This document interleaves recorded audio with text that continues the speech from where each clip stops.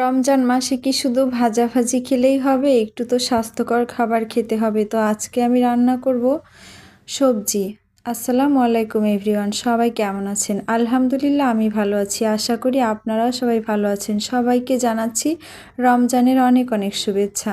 এখানে আছে মটরশুঁটি, ফুলকপি, বেগুন, লাউ, তারপরে হচ্ছে আলু, মসুরির ডাউল সব কিছু দিয়ে আমি একটা সবজি রান্না করব। আমি সবজিটা প্রথমে হলুদ লবণ দিয়ে সিদ্ধ করে নিয়েছি। এখানে আমি তেলে দিয়েছি কাঁচামরিচ, পেঁয়াজ আর হচ্ছে রসুন, জিরা, একটু সরিষা ফোড়ন দিয়েছিলাম। তারপরে আমি সবজিটা দিয়ে নাড়াচাড়া করে লাস্টের দিকে আমি ধনিয়া পাতা দিয়ে দিব।